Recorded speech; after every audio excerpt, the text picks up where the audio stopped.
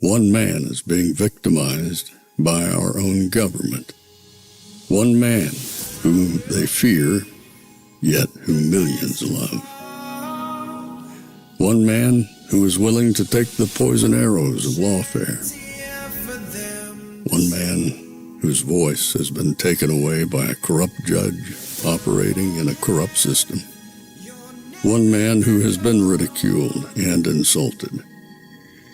One man who refused to back down. One man who refused to back down. One man who refused to back down. One man who stands between us and them. One man that wants to see America protected again. One man who wants to see America prosper again.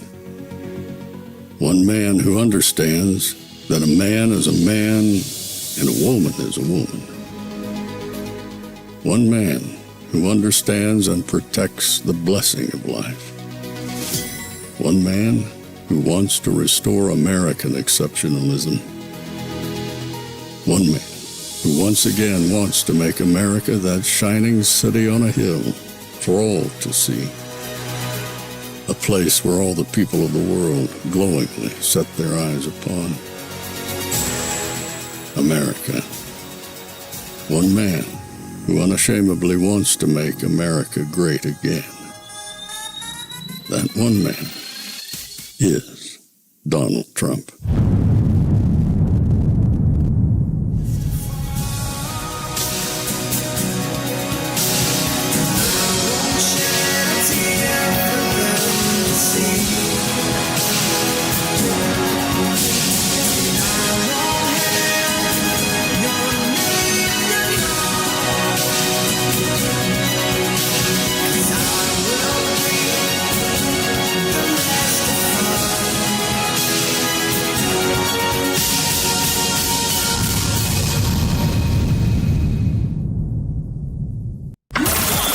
This is Fanfare with Barry Cunningham.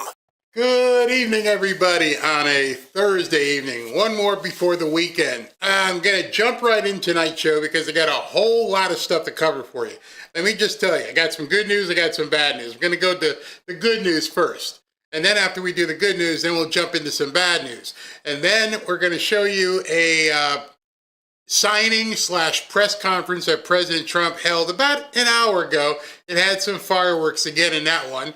And then at 8:15, hopefully we're not going to get through everything, but at 8:15 he's supposed to come on and do the the speech at the Congressional Ball. And then as soon as he's done with that, we're going to jump over to Rumble. And I think you guys are going to enjoy an interview I had with the AlphaWarrior, Alfredo Luna. But before I begin, let's go ahead and get to the good news. Breaking news into the Fanfare news feed. All right, the good news. As of 7 o'clock, 6:49, President Trump put this up. It says, for years, Democrats ignored violent and vicious crime of all shapes, sizes, colors, and types. Violent criminals who should have been locked up were allowed to attack again.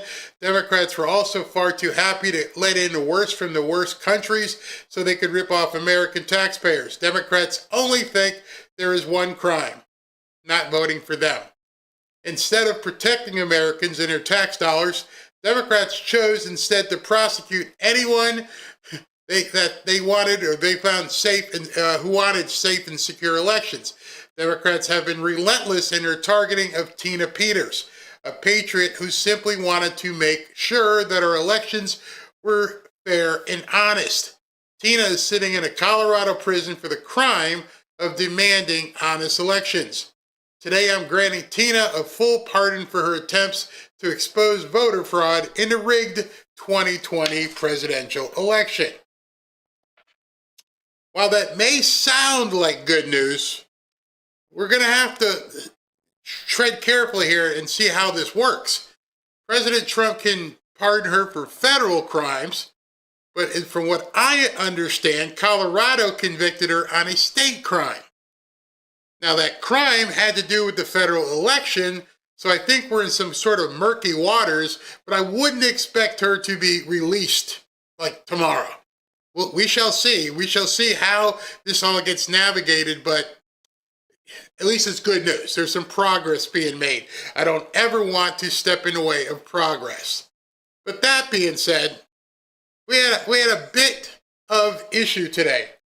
Actually, quite a bit of issue with Republicans, not even the Democrats. We are back now with breaking news out of Indiana. In just the past few minutes, the state Senate, which is run by Republicans, overwhelmingly voted down a plan to redraw the state's congressional districts. The plan was very publicly pushed by President Trump after successful efforts in other states, most notably in Texas. The final vote was 31-19, with 21 Republicans joining 10 Democrats in rejecting the proposal. Yeah, you heard that right. 31-19 was the vote, and the Republicans joined the Democrats to kill it. The Republicans. It's unbelievable that they would do something like this, but as we're seeing throughout, within the past hour, Republicans gave Democrats 2 congressional seats in the 2026 midterms because of Indiana. They passed a bill in the House repealing a Trump executive order that reins in federal bureaucracy. The Republicans. Many Republicans just want to lose 2026. Yeah, I truly believe we are fighting the enemy within at this point. They are starting to show their faces.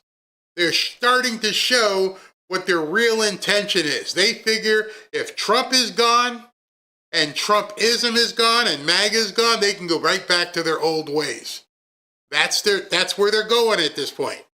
No, make no doubt about it. Alec Brusewitz says this. In case you were wondering why redistricting in Indiana failed, a political consultant named Cam Savage, who works for Senator Todd Young, reportedly went to State Senate President Roderick Bray, a total rhino, promising to finance Republicans willing to sabotage or oppose our efforts. Countless spineless Republicans eagerly took the offer, means they wanted to take it, obstructed the initiative, and handed a massive win to the Democrats. The Republicans handed a win to the Democrats. This is one of the most vile, backstabbing betrayals in political history. Every traitor involved must be primaried, ousted, and purged from the Republican Party forever. No, I don't believe that. I believe we're going to have to sooner or later stop calling ourselves Republicans. I am resisting at this point calling myself a Republican. I don't believe MAGA should be in the same category as Republicans. The Republicans have their own agenda. You can see it on X. You can hear it what they say. It is not MAGA. They have their own ideology and what they want to do. They don't want us, MAGA, to win, which means they don't want America to win. It's awful. My panel is back with me. I want to meet these Indiana Republicans. I want to know what they're eating, what they're drinking, where they got all this from. Look, this is bad news for Donald Trump, but it really... They're gloating. They're gloating that people turn their back on Donald Trump. That's how awful all of this is. That you're giving CNN and their panels, I want to go meet with them. I got to go have a drink with them. These are my people. They hate Trump. We hate Trump. We're all in the same boat. Echoes what we're hearing from a lot of Republicans, which is never should have gone down. Breaking news now from the state of Indiana. We've just heard from the state Senate Republicans there. They are rejecting those new congressional maps that President Trump and some other Republicans were pushing. So this is defiance from the state Senate in Indiana of the president's wish to redistrict. It could have probably brought about a net gain of 2 seats for the Republican Party. And at least 2 seats for the Republican Party. At least. No, we're good. We're good. We'll let the Democrats have it. Forget that whole Trump thing. We know how we want to do. We want it to go back to the way it was. We want to go back to the way it was before MAGA. You know, when we had Mike Pence here in Indiana. This is really bad. We have so many turncoats supposedly on our side. But, you know, maybe it's early enough where they're making themselves visible. House next year. They just had the vote on the redistricting bill, the state Senate voting to reject it. The vote was 31-19. Okay, that's just in from Indiana. The bill. Now you got to hear this guy. This is a good guy in Indiana, and he's had it. And the righteous anger that this man shows is the righteous anger every one of us has to have. Say these maps are political. Let me be clear. You're damn right they are. Political policy is political. Safe streets are political. Look at Indianapolis. Affordable electricity is political. A drug-free Indiana is political. Peace in the Middle East is political. I dealt with it firsthand. If drawing a map that secures 2 more seats for the Republican Party means that we continue to see overdose deaths drop by 20%, then I'll draw that map every single day of the week and twice on Sunday. If drawing a map means that we'll continue to see a 93% drop in illegal immigration, then I'll sign it with a smile on my face. We're not here to be neutral arbiters of decline. We're here to be active agents of American greatness. So I ask you. So then you have to ask yourself, the very things that he said, I'm here for that. I'm here for less crime. I'm here for all this other stuff. What are you here for? Oh, we just want to be politically right. We don't want to, we don't want to do this to the Democrats. You guys have Stockholm syndrome or something? These people will cut your throat as soon as they possibly can, and you're trying to acquiesce to them. And you want to sell the rest of us out with them as well. You know, I've had my issues with Steve Bannon. I thought for a while Steve went off into the crazy side of things. He may have. But at least he understands what's at stake right now. You're trying to take us all, you're trying to kneecap us all. Midterms, all this ringing of the hands, and yes, it looks tough. Polling's not great, but big deal. Have we not had in the history of this movement long odds? Have we not had in the history of this movement a couple of cloudy days? Have we had in the history of this movement times when it looked like it was tough? Do you guys remember January of 2021 and February of 2021 and March of 2021 and 22 and 23? You remember the day that President Trump, they found him guilty of 35 felonies? Going to sentence him to jail. Do you remember all that? I do. I'm pretty sure you remember it as well. But for some reason, the rhinos remember it differently. The rhinos remember it as the days and times when they were almost rid of us. They were this close from not having to deal with MAGA, not having to deal with Trump. They look at probably July 13th as a different kind of day. We were this close, and we would never have to deal with this ever again. That's what they want. If it means that the Democrats are in power, but yet they still go to cocktail parties, and they still get their grift, and they still get their kickbacks, so be it. At least we don't have to deal with these crazy MAGA people. So what are you going to do about it? The odds look long. Was the DeSantis crowd laughing at you? Was Fox News laughing at you? Were the Democrats, they had the director's chairs up there with Rachel Maddow and all that crowd up there in front of New York City, they in front of Jack Smith's when they were bringing people in, laughing in your face. Did odds not look long then? Yes, they did. They looked impossibly long. That's what the Europeans say it today. Nobody thought Trump was coming back. That's why they treated Trump like dirt. That's why they treated MAGA like dirt. They never, ever envisioned coming back, winning the House, the Senate, changing the judiciary, particularly the Supreme Court, and Trump returning as commander-in-chief. You see, the last time they had the, quote, insurance policy. This time, the insurance policy is actually the rhinos. We're not going to let this happen again. We can't possibly let this happen again. He won? All right, so then we're going to have to get in the way and slow it down as much as possible. We're going to use every means at our disposal, including using people on X to keep throwing monkey wrenches and roadblocks in the way. We're going to pay these people to just sow division, to continually talk everything down. It's awful. Just give up. You can't win. We're going to pay Indiana politicians. I don't know if they did, but why else would you basically turn your back on your constituents, knowing full well what Democrats intend on doing? Why would you do that? Something's not right. Yeah, I firmly believe we have an enemy within. With expanded Article 2 powers, because the years in the wilderness, everybody pulled together, thought this thing through, and said, here's how we're going to have days of thunder. When we return, we're going to flood the zone. So we've hit a speed bump. And I'm the first to say you need to focus on the 2026 midterms, and it looks grim, particularly if you look at the lack of energy and the lack of focus and the lack, quite frankly, of purpose of the traditional Republican Party, which still globs on to power.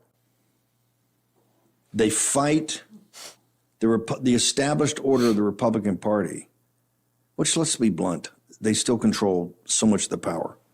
Yep. They never acquiesce that. I'm looking on the screen here. President Trump is looking like he's going to come down a staircase. I can show you this staircase. Oh, here he comes in his nice black tie gear and everything. All right, looking good. Obviously, he and Melania, so I am going to cut to this, obviously. We got to take him coming in, and I will be back.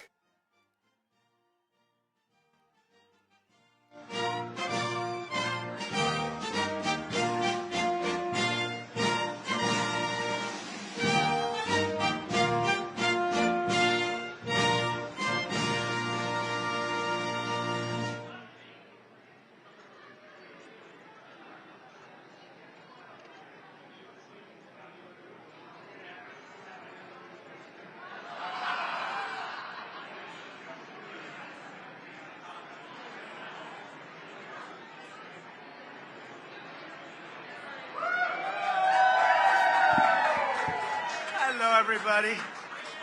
What a nice group of Democrats. We have a lot of Democrats, and we welcome you. Honestly, we do. And I think we're going to start working together in health care. I really predict that. How are you? Boy, I see some very friendly faces. I see some faces that are friendly, but they could be friendlier.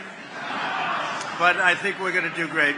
And we've got a lot of good things to happen. We know our First Lady, she works so hard on making this so beautiful. And the decorations, she's been given wonderful reviews for the trees and all of the Christmas decorations. So thank you very much. Thank you. So we have a very special Congresswoman with us, Julia Letlow. Where is Julia? And it was just announced, and in fact I just heard that she went to the dip room where she officially announced with a very handsome man her engagement. Okay, where is Julia? Julia, where are you? Come on up. Julia, that's a big deal. Come on, Julia, let's go, Julia. That's a big deal. That's bigger than, that transcends politics. Look at Julia. Oh, he's so lucky. He's the luckiest guy. He's a handsome guy, too. Congratulations. Let me see that ring. Oh, that's a nice ring. That's fantastic. You want to say something? Oh, well, yeah, go ahead. Thank you so much. The best president of my entire life, of the entire United States of America. Thank you. Thank you. He's got a great woman. He's got a great woman. It's a fantastic couple. Thank you very much. So I want to just welcome everybody to the White House. It's a very special tradition. And it's interesting because all other times, oh, look, I have my favorite congressman. How are you, Congressman? You know, it's very interesting because all other Christmas occasions, everyone's quiet. When they're all politicians in the room, they talk right through a speech, and that's okay. I don't mind that. But I want to welcome you all to the White House. It's an honor to have you. It's a special place. You know, for 150 years, they've been trying to do a ballroom. They never got it off, but we got it off. And in a very short period of time, like about a year and a half, you're going to have the best ballroom anywhere in the country, anywhere. It is special, and they're going to be able to, we'll be able to host this in a larger setting. However, it won't be the same. So I think we'll keep this the same way. But we really did. We had a fantastic turnout. We had 12 different parties, and they asked me to go to speak at every party. And I did. I spoke at every single party. Then they announced, because of the fact that they have so many people, it's 11 people are turned down for everyone that makes it. So it's a very good feeling. But I did 11. Then they said, sir, would you do 2 more? I did 2 more. And I said, did Biden do this too? I don't think so. I would love it if he did. It would have been very interesting. But we have a lot of things happening. We have a congressional ball. We have so many different, but what we're really here to celebrate is Christmas. So I want to wish everybody a very Merry Christmas, a very Happy New Year, Happy Hanukkah. Whatever it may be, it's going to be happy, and we're going to have a fantastic year. We have a fantastic year coming up. You know, never in our country have we had investment like has taken place over the last 10 months. We have $18 trillion plus already, and I think by the end of the year it'll be over $20 trillion. That's more than any nation anywhere in the world at any time by quadruple. In the previous administration, just to give you a little fact, not to be hostile, but they had less than $1 trillion over 4 years. So we have 18, I think we'll have 20, but we have 18 over 10 months. So that's some number. And with that automatically comes jobs. And today, for the 52nd day, we hit an all-time stock market high. And that's great. And that means 401ks, that means a lot of things are happening. It means jobs. And I think when the real numbers start coming out and when the real pollsters start doing the polls, I think you're going to see some really fantastic numbers. And that's good for Republicans, frankly, and Democrats. I want to, again, thank our First Lady for working so hard on this. She's done so well. It's the, let's see, she's done it 4 times. This would be the 5th time. And I would say this is the best, although I like the red trees. She got criticized for the red trees. Then I liked the white trees, and she was criticized for the white trees. Then I liked the green trees, and she got criticized, and she went back to green, and they love it. So I don't know what's going on. I think this is a little bit of a different administration maybe than the first. But I want to thank all of the great people in the room, both Democrat and Republican, who work so hard on behalf of our great nation. You're members of the greatest legislative body in the history of our country, history of the world, really. And we have the greatest nation anywhere in the world, and it's getting stronger, bigger, better. And I just want to thank you, because sometimes we don't work together, but we come up with great ideas together, and that is true. So tonight, we're going to set aside all political differences. We're not going to criticize each other. We're going to love each other. And we're going to come together not as Democrats and Republicans, but as fellow Americans to give thanks for this nation, which is so great indeed. And it's a tremendous, I think it's a tremendous tribute that, I think it really is. I think it's a tremendous tribute that so many Democrats have joined us tonight. High level. I know almost every single name on the list. It's a very impressive list, too, I must say. But let me also say a very special thanks to all of the spouses and loved ones here tonight. You make incredible sacrifices for us as politicians. I call myself now a politician. I never thought that was going to happen. But it happened. But none of what we absolutely do, whatever, would be possible without you. And I want to thank my great wife, my great First Lady for helping me. But every single one of you have been helped by your spouse. I want to also thank our really wonderful, great Vice President J.D. Vance, who's here. J.D., thank you. And Second Lady Usha Vance. Usha, thank you very much. Thank you, Usha. Also a man that a few of you might know, not very well, but you might know him. Speaker of the House, Mike Johnson. Where's Mike? What a great job you're doing. What a great job. And most importantly, you have a wonderful, beautiful wife. Thank you very much. Say hello to the boys, okay? It's great to have you both. It's not easy to manage with a majority of 3. But we've been up to 7, and we sort of veer back and forth. But he's done a job, and he gets along very well with the Democrats. Sometimes I would say he gets along too well. That bothers me. We also have Senate Majority Leader John Thune here. Where's John? Where is John? One of the really good, he's a good, thank you. Oh, wow, look at him. See, he always gives the best location to others. Thank you, John. Thank you for everything. You've done a great job. It's not easy, John. It's not easy. Thank you very much. House Majority Leader Steve Scalise. Where's Steve? Where is Steve, Mr. Speaker? I'll tell you what, I always say he's got great courage because he got hit real hard. He got hit harder than I got hit. I got hit too, but I got a little, I have a throbbing feeling. He had much more than a throbbing feeling. In fact, I went to the hospital, and they actually thought he wasn't going to make it. His wife was devastated. She was crying. I tell the story. I found out that night you have a wife that loves you dearly. I know many wives would not even be crying. But your wife was absolutely a mess. She was crying. She was inconsolable, Steve. So we found that out, but he made it.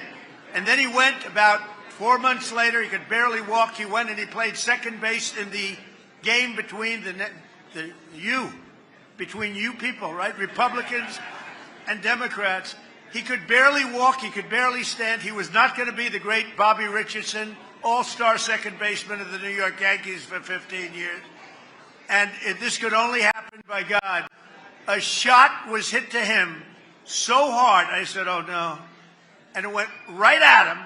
He fell to his knees, which was his only option because he couldn't bend. This was not a good-looking picture. He knocked down the ball, picked it up, could barely grab it, threw it to first base. The runner, who was actually a very good Democrat athlete, was out. And I said and I've told this, that was a miracle. That was a miracle. And then brilliantly, after one hitter, the manager took him out of the game because there was no way that he was going to outdo that one. So, Steve, it's great that you're here, and we love you, Steve, and you went through a lot. Majority Whip Tom Emmer, a fantastic guy with a fantastic spouse. Where's Tom? Tom is a great guy. I don't know what you're going to do about Minnesota. Where? Oh, there he is. He's a handsome devil, isn't he? With an unbelievable wife who puts up with a lot of stuff. She does not have an easy job, Tom. You are a difficult man. And Tom is very friendly with the Somalians. He's doing a great job. He's a big fan. He's a big fan of Somalia. Anyway, he said, please correct that. Anyway, thank you, Tom, very much.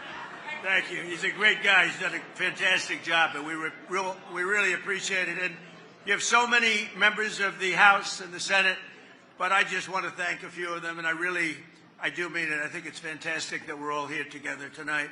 We have cabinet members, and we have Marco is here. Scott Bessent is here.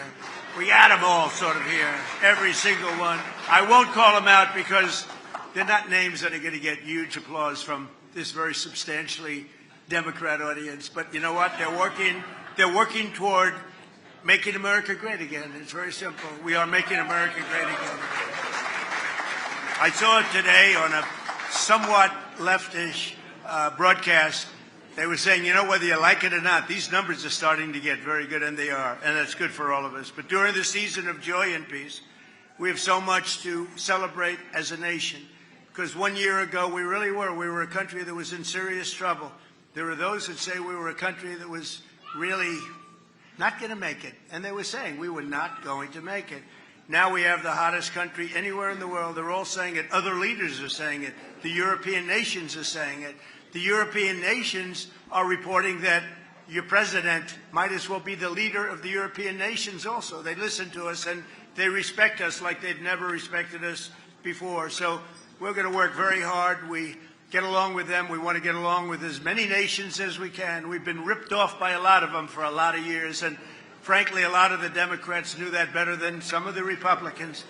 But we've been ripped off and taken advantage of by friend and foe. And in many cases, friend was worse than foe. But not anymore. We have, I don't know if you noticed, the deficit was cut down by 64%. Nobody's ever heard of a number like that. You know why? A thing called tariffs. The tariffs are so big and so substantial. And it was just announced 2 weeks ago, the deficit's cut down by, nobody ever heard of a number like that. If the deficit goes down by 2%, it's like a great thing. The tariffs have reduced the deficit by 64%. Nobody has ever seen. And frankly, we haven't even started yet. It's given us strength. We've solved 8 wars. Think of it, 8 wars have been solved. Although Thailand and Cambodia, I think I'm going to have to make a couple of phone calls on Thailand, but we'll get that one back on track. But think of it, we've solved 8 wars. That's never happened. And more Americans are working today than ever before in the history of our country. We've never had anything like it. We have more Americans working today than at any time, by far, in the history of our country. And 100% of all new jobs have been created, 100% created in the private sector. I mean, that's a big factor, right, Virginia, right? Also, just announced, real wages are up for the typical worker by more than $1,000 a year. That's a record, $1,000 a year. And many of you in Congress worked very hard, both sides, this year to keep the promises that you were elected on and to deliver big wins for the American people. And Democrats worked very hard, too. I mean, I think you could get rid of a couple of your little policies like men and women's sports, open borders, transgender for everybody. But other than that, I like what you're doing. You passed the largest tax cuts in American history. We all did that. We passed the largest spending cuts in American history, and we have the largest regulation cuts by far in American history. All of these things we just passed. You passed the Lake and Riley Act to get criminal aliens off the streets so they don't kill our people, hurt our people, mug our people, slice up our people, which is what they did. They're not doing it so much because crime is way down. And you passed the Genius Act to unleash a new era of financial innovation. And on a bipartisan basis, working with a woman named Melania. Have you heard of Melania? But working with our great First Lady, you passed the Take It Down Act to protect our nation's youth from some horrible people. And I think, I'm not sure, this is hard to believe. I believe this is correct. It was just about a unanimous vote. To which I said, maybe you should be doing my job, because I don't get one vote. You know that did anybody vote against it? Even Rand Paul voted for it, right? Because Rand Paul's an automatic no vote. He's not a Democrat vote, but he's an automatic no. Everybody voted. I think it was just about unanimous. I can't believe it. She came home. I said, I heard you got a unanimous vote. Yeah, she looks at me like, what was the big deal? But that was a great thing that she did, and a great thing that all of you did. Very soon, I'll hopefully be signing a National Defense Authorization Act that makes a historic investment in the United States military, which I think most people want to see. And I look forward to working with each and every one of you in the coming year to make our nation stronger, safer, wealthier, healthier. And I really believe we can work on healthcare together and come up with something that's going to be much better, much less expensive for the people, less expensive for our nation, but really most importantly, better and less expensive for the people. And we have an idea that rather than making these massive payments where their stocks went up 1,700% over a short period of time, the insurance companies, we make beautiful, big payments directly to the people, and they buy their own health insurance, and it's so good and so popular, and everybody wants it. And I think, frankly, I think a lot of the Democrats are going to want it too. It's been a very popular. Ever since I uttered those words about a month ago, it's been very, very popular. So hopefully we can get that done together. So I want to just say in closing, have a fantastic. You're going to have a fantastic evening. This food is unbelievable. The White House is known for great food, and it's better than that. And it's a great house. It's a special, special place. You know, I've had a lot of nice houses, but I have to tell you, this house, it's just special. It's one of the reasons that every one of these events, all of them, are packed, sold out, waiting room. They're begging to come. People love the White House, and people love our country, and we love the Republicans, and we love the Democrats, so we love everybody else. We love everybody, especially tonight. Now, tomorrow I'll have to deny I ever said that, but that's okay. So I want to thank you. Maybe our First Lady would like to say something. Good evening. Welcome to the White House. As the President said, our greatest triumph in my office, in the First Lady office in 2025 is Take a Down Act. I appreciate all of your support. I appreciate your bipartisan, overwhelmingly bipartisan support, and across the House and the Senate. Thank you, Mr. Speaker Johnson. And I hope you will be excited to support my new legislative initiative in 2026. Some of you already know about it because it's already in the works. Thank you very much. I wish you and your families a very happy and Merry Christmas and a healthy New Year. Thank you.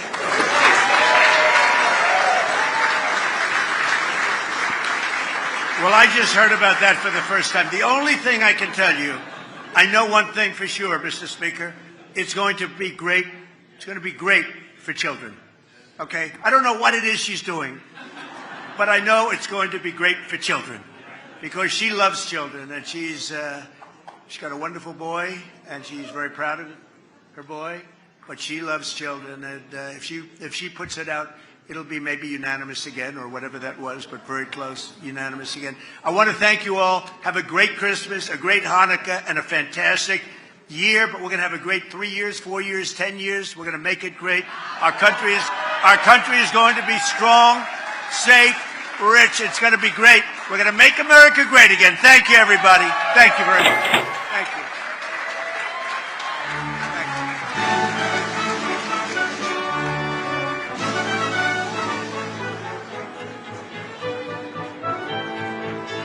All right, so tell me if you expected that. I didn't expect that. After what happened today, I thought he would come in guns blazing, but he actually said, we're good. That last piece, we're going to have a next good 3, 4, 10. I'm like, wait a second, boo. What are you talking about? So he didn't look like he's upset at all. The one thing that I caught, I don't know if you guys caught it. I had to write it down. And I'm sure guys like Rich Barris and Mark Mitchell won't like this. When the real polls come out, his exact words, when the real polls come out, I think you will see something different. If that isn't a complete backhand. Wait a minute. Oh, wait a minute. You're still walking around. They're going upstairs.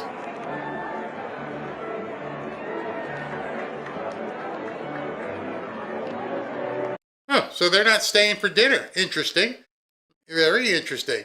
Yeah, but I think Mark Mitchell, Rich Barris, and some of these pollsters might have taken a little affront with what he just said. I mean, that was, wow. When the real pollsters come out. So he knows something. He obviously knows something is coming. Doesn't look concerned whatsoever. He knows, well, I think the biggest thing he knows is 2026 is when the big, beautiful bill and all those things kick in. Everybody who's been calling all kinds of doom and gloom, now they know what's about to happen. Smiles, everybody. And it ain't Fantasy Island. It is absolutely, he's going to take things to a whole completely different level. And we shall see. We shall see very soon. So, Mark Mitchell, Rich Barris, Sorry about your luck. Give it to you 2 times. Double tap. Wow, that's awesome. Absolutely awesome. Let me take a break here, and then we'll jump to the earlier event that he had where he was talking to... Who was he talking to? When he was in the Oval Office, if you haven't seen that. But right now, I got to find out where's my thing? There we go. All right. Be right back. Wait a minute. That's not it either. 1 second. Here we go. Let me talk to you today about today's show sponsor, and it's Krill Antarctic Oil. I talk a lot to you guys about being proactive, skating where the puck is going to be, whether it's about your finances, your career, or your health. And when it comes to your health, one of the smartest moves you can make, especially as we all get older, is protecting your heart, your brain, and for me especially, my joints. That's why I've added Native Path Krill Oil to my daily routine. Now you might be wondering, what in the heck is krill oil, and what's the difference between krill oil and other omega-3s like fish oil? Well, krill oil is not like regular fish oil. Native Path Krill Oil is sourced from pristine Antarctic waters. No microplastics, away from the heavy metals and toxins, all that stuff that you want to avoid. It's packed with powerful omega-3s in phospholipid form, which means your body actually absorbs them even better and up to 2 times more efficiently than normal typical fish oil you buy at the supermarket.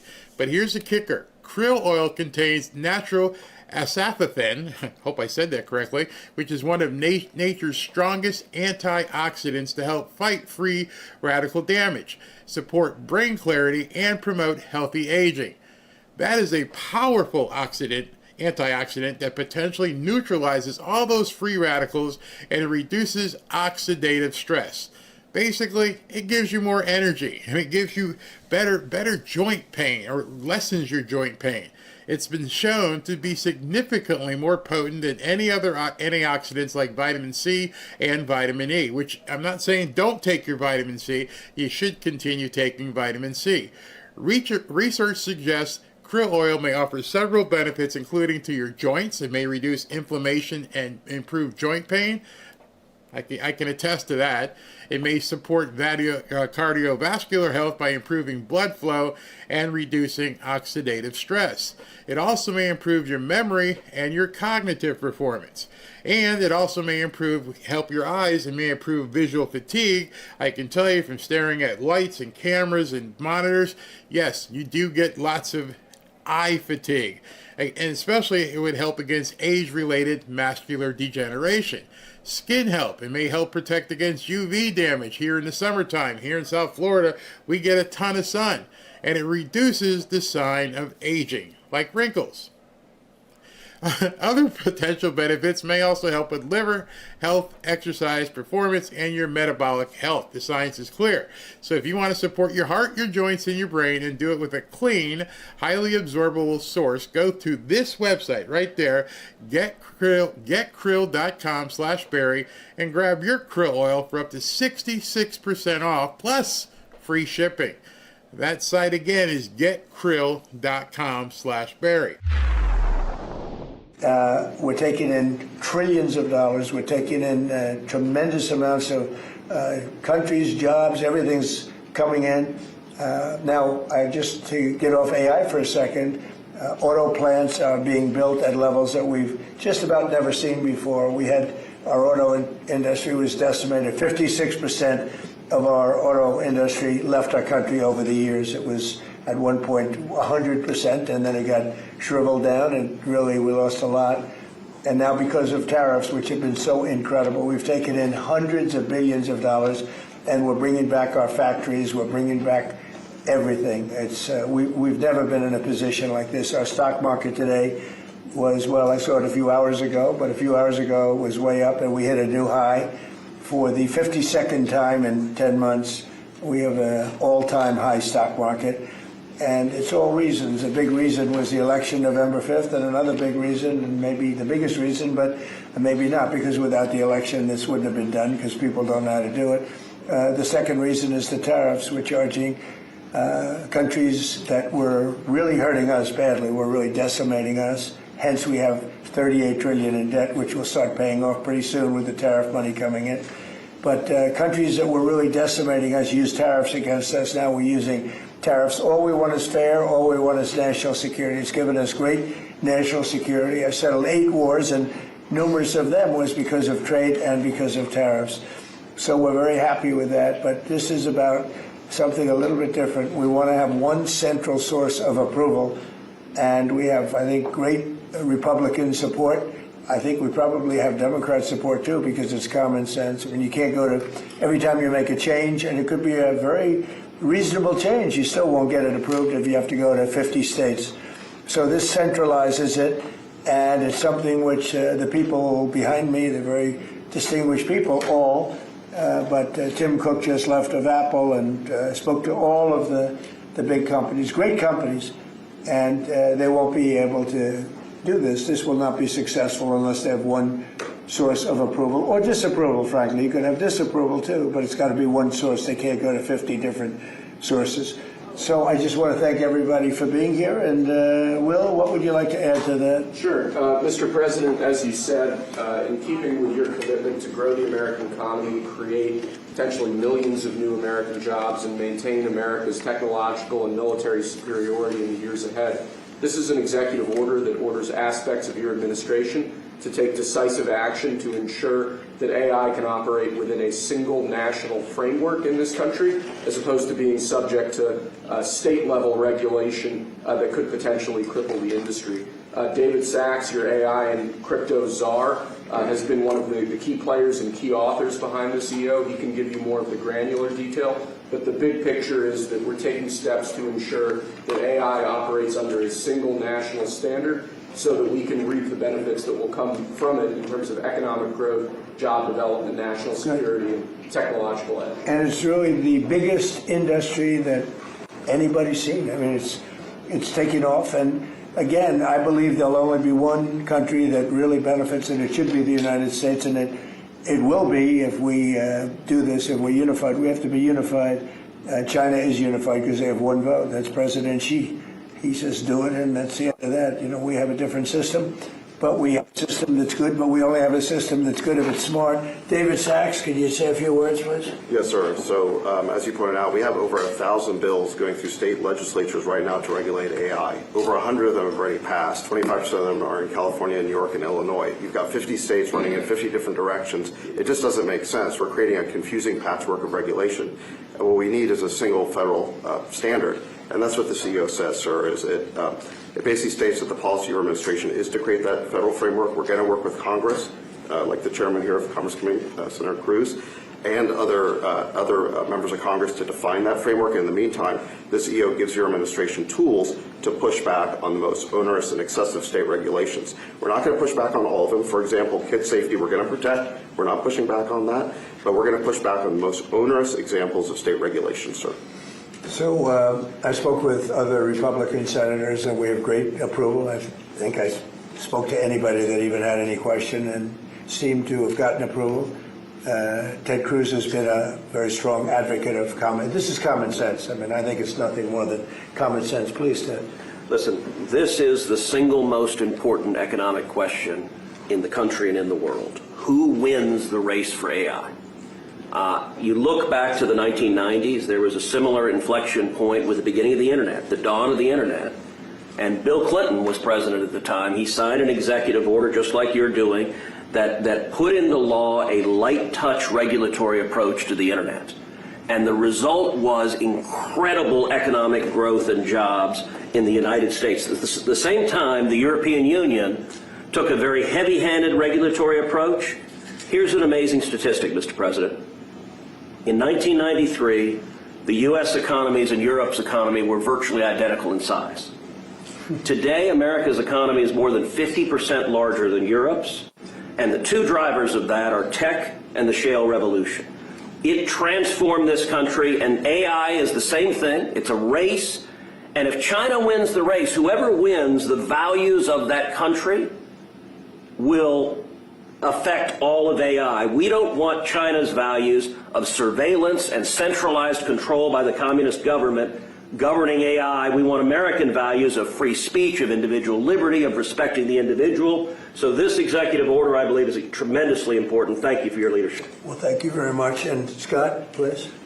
Before he goes to Scott, I know we've heard it many times that people here in the chat have a big concern about AI.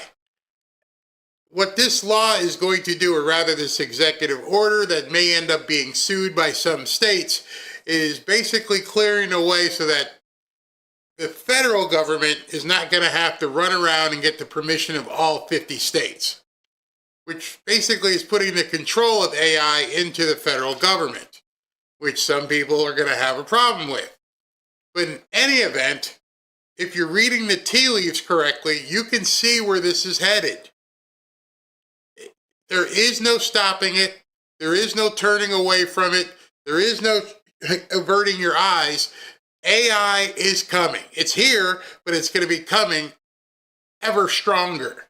Got to do something about it. Got to get yourself educated on it. Yes, sir. This is pass-fail. As you said, this is the biggest technological innovation in our country's history. We've seen the canals, we've seen the railroads, we've seen the utilities, we've seen the build out of the internet and the fiber, and now it's AI, and it is pass-fail versus China.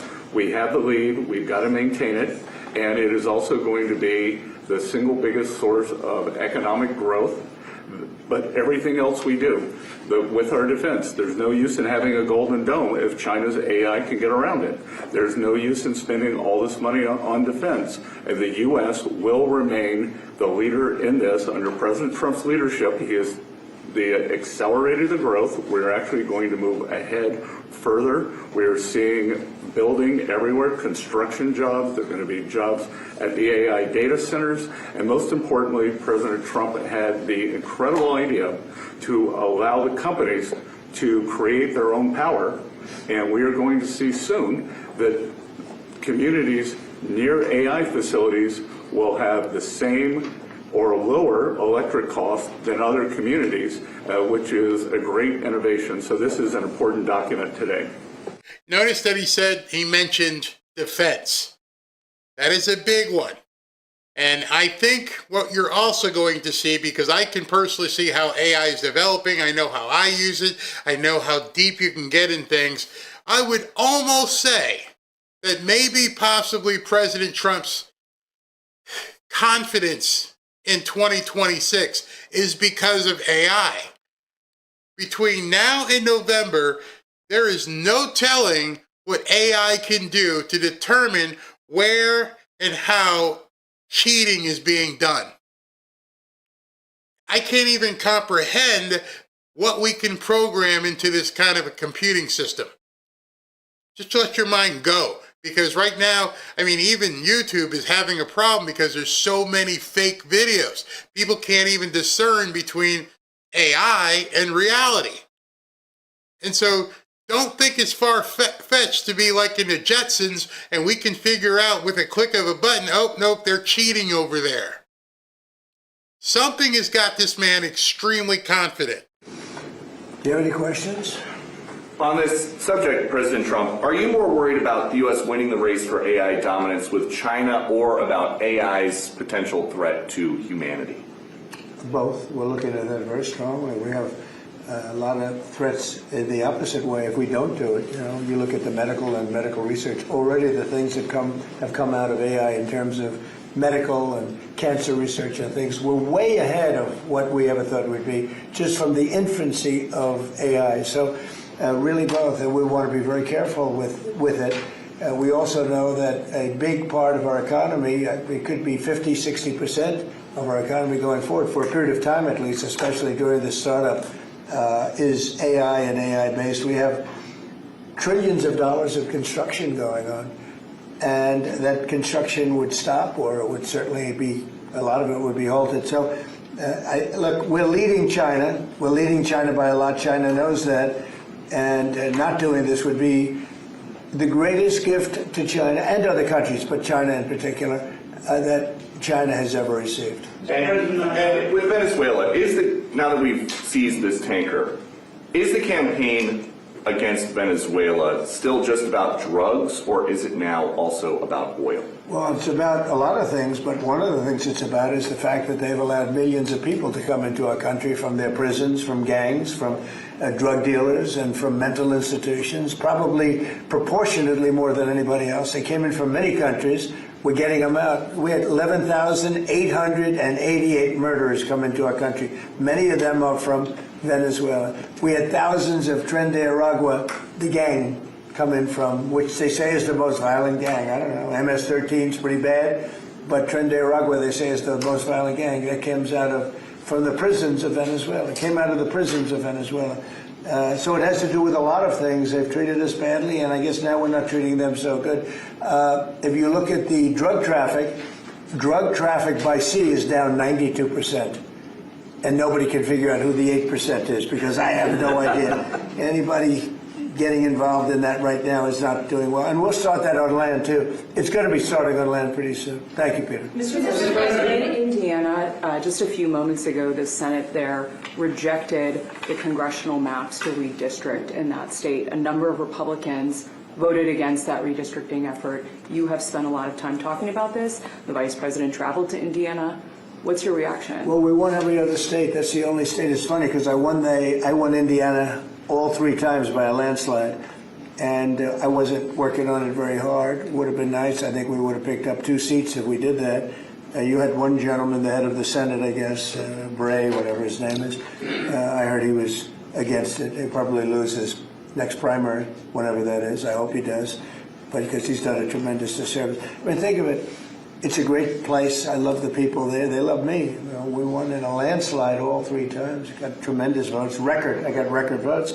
And then there's no reason for doing that. And the Democrats do it to us, so I can't imagine that they do it. But I wasn't very much involved. But there's a man named Bray, as I guess, head of the Senate.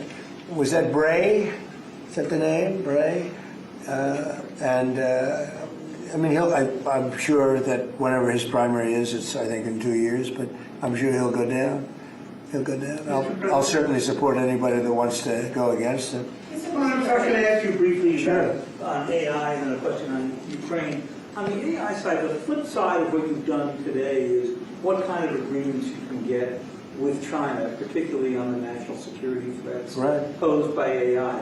During the Biden administration, there was a vague agreement on not using AI in the nuclear weapons complex.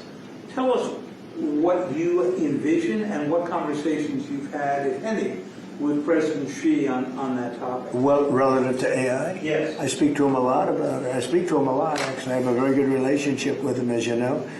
If you had another president, you would have had a big rare earth problem, and it turned out not to be a problem. They're purchasing tremendous amounts of the soybeans and our agricultural products now. We're getting along with it very well. No, we talk about AI quite a bit. We talk about everything quite a bit. Well, do you have specific? No. One of the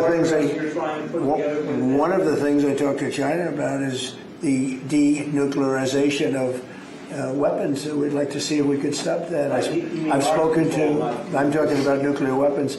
I've spoken to China about that. I've spoken to Russia about that.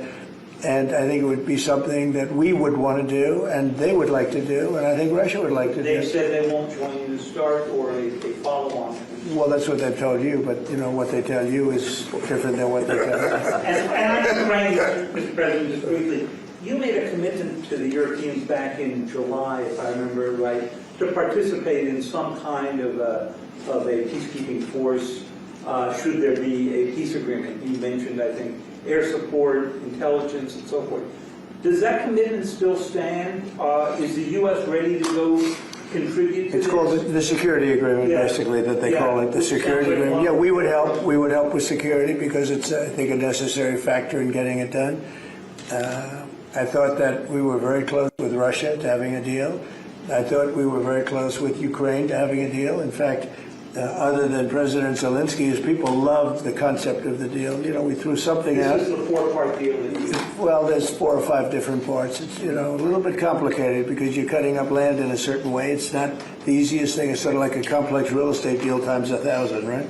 But it's a deal that would have stopped the killing of thousands of lives every month, thousands and thousands of lives, mostly soldiers, but as you know, there's some bombs being dropped. Is sort of a career-linked ceasefire where you don't resolve? Well, there's a meeting on Saturday. We'll see whether or not we attend the meeting. We said we'll attend the meeting if you think there's a good chance of they want me to attend, they want us to attend.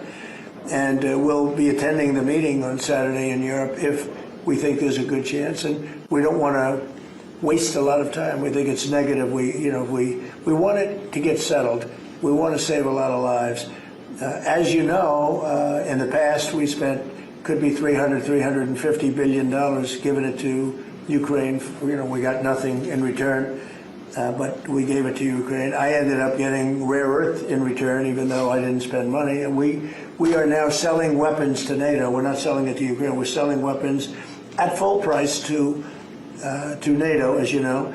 They distribute those weapons probably to Ukraine for the most part. They're probably doing it to others also. But we're not involved in the war other than the fact that we are involved in a negotiation because people want us there.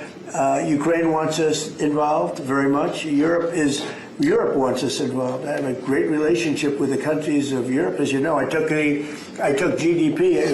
I took what they're spending as a percentage of GDP, but it was at 2 and they weren't paying, and now it's at 5, and everybody's amazed. But that 5% is, a lot of it's coming back to the United States. With that being said, I'd like to see the killing stop. 25,000 people died last month, soldiers, mostly soldiers, but some people also where bombs were dropped. But for the most part, 25,000 soldiers died last month. I would love to see it stop. And we're working very hard. It doesn't really affect the United States unless it got out of control. You know, a thing like that, as you probably know, because you are a professional, a real professional, which is something I don't say about a lot of other people, but you are a great professional. Things like this end up in third world wars. And I told that the other day. I said, everybody keeps playing games like this. You'll end up in a third world war, and we don't want to see that happen. Mr. President, can you confirm that you have appointed a general to lead the stabilization forces in Gaza? What will be his mission, and how soon do you want to see? Well, we're working very strongly on Gaza. Yeah, we're working very much on Gaza. We actually do have a real peace in the Middle East. We have 59 countries supporting it, which has never happened before. We have countries that want to come in and take care of Hamas, as an example. We have countries that want to come in and take care of Hezbollah in Lebanon, as an example. And I say, right now you don't have to do that. You may have to do that, but we have countries that are volunteering to come in and literally take care of the whole thing. We have a great peace in the Middle East. It's never happened before. And I think it's very strong, actually. And with Prime Minister Netanyahu, you're supposed to meet him every month. What's on there? Well, we get along with him very well. He's been a wartime prime minister, certainly. We did a big thing when we went in with this very plane right here, this beautiful plane. We went in with those B-2s, and now I can use the word because it's been confirmed by the Atomic Energy Commission, we obliterated their nuclear capability, their potential. And their nuclear capability would have been there in about 2 months. I think it looked like it was, some people say 2 weeks. I don't know if it's 2 weeks, but a very short period of time. They were very close to having massive nuclear weapons. And these guys went in and they did a job. And that made peace possible because everybody was afraid of Iran. And now they're not afraid of Iran anymore. And Iran would like to make a deal with us. Your own national security strategy does not say obliterate, sir. It says set them back. Your intro does. Well, the Atomic Energy Commission said obliterated, and the people that have seen the site said obliterated, and frankly, Iran said it was obliterated. And to show you how accurate it was, and I fight for the pilots because the pilots and those people went in there at great risk, and they hit every single target on every single bomb. And they did a lot of damage. And for them to be given anything less than 100% of the credit is unfair. So I will tell you, the Atomic Energy Commission said it's like gonzo. It's one person actually used the term obliterated. But Iran actually said that they probably can never go there again. They can probably never start there again. If they ever started, they'd probably choose a new site. But regardless, we took out the Iran nuclear site with great talent. No other country could have done that. No other country has weapons like we do, but no other country could have done that. We have the best weapons in the world. We have the best military in the world. And when we took out Iran, that allowed for peace. There's no way that, and I really have great respect for the King of Saudi Arabia, for the Emir. I'm friend with UAE. These are great people. These are actually great people and great leaders. There's no way they could have done a deal if Iran was not really nullified to a large extent. Iran is not the same country. Iran was a country that was feared by everybody. Now it's a country that's been very much downgraded. I'm sure they'll try and come back, and they're very capable people. Maybe they will, maybe they won't. They are But reconstituting their missile program quite quickly.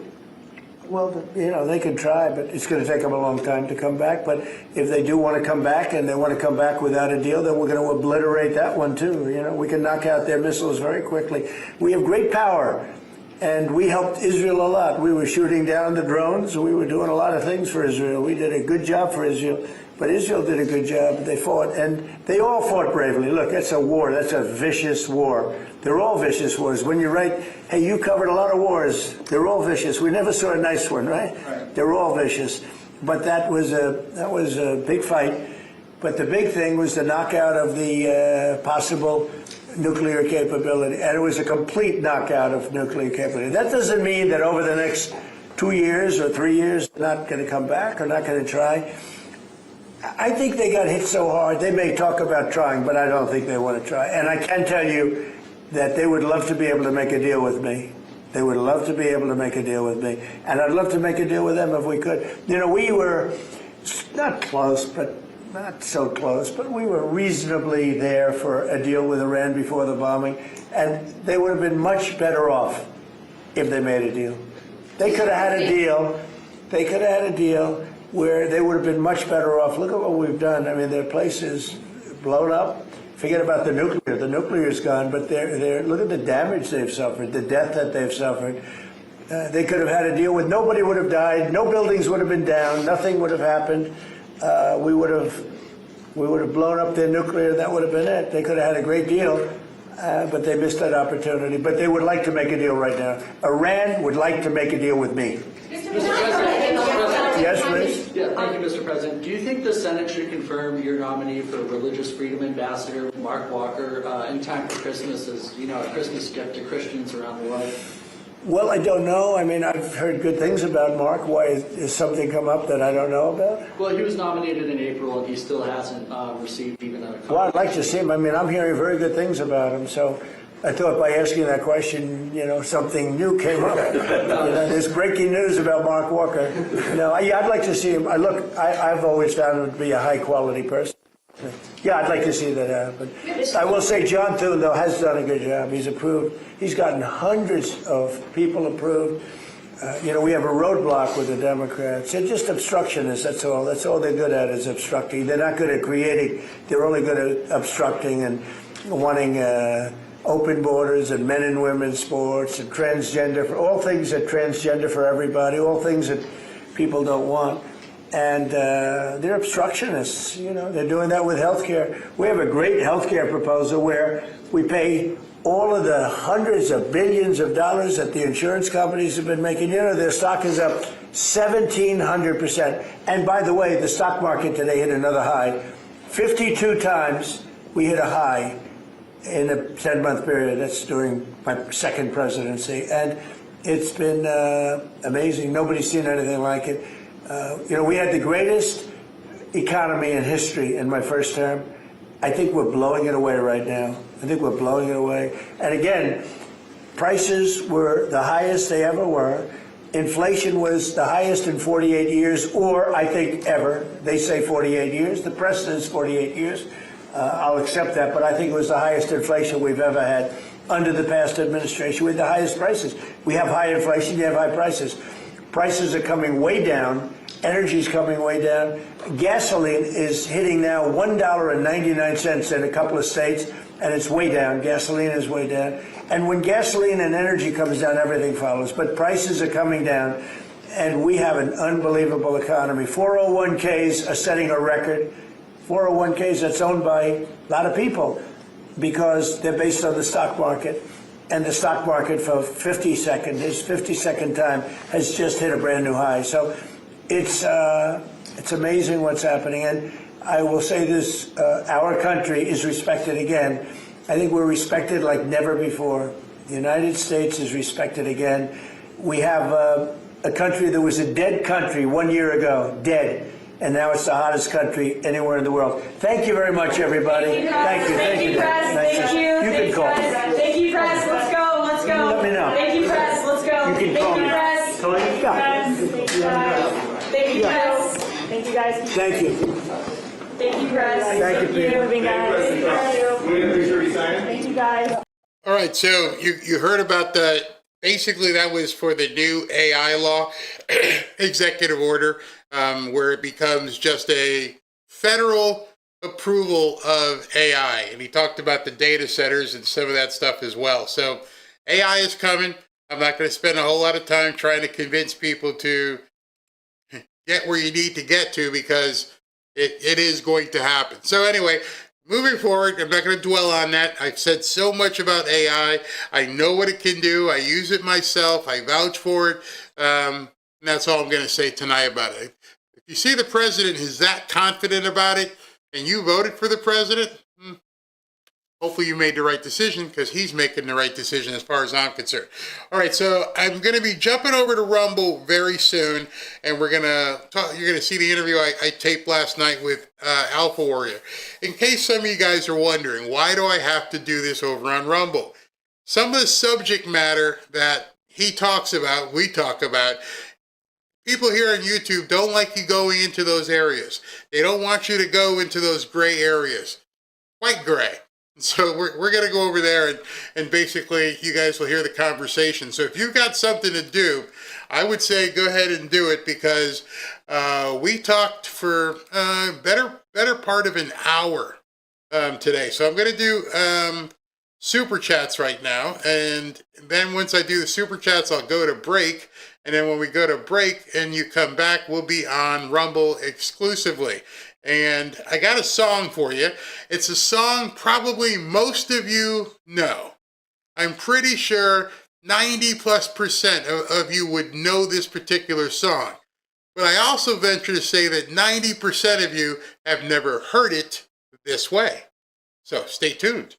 All right, let me do super chats. Hold on, let me move this into the right window so I can look at this and begin talking to you about it. 1 second. Where are we? Wow, Robin's got my cough now. I made her sick, so she's so mad. Where's the window? Where's the window with the super chats? Here we go. All right, boom. Here we go. All right, got it.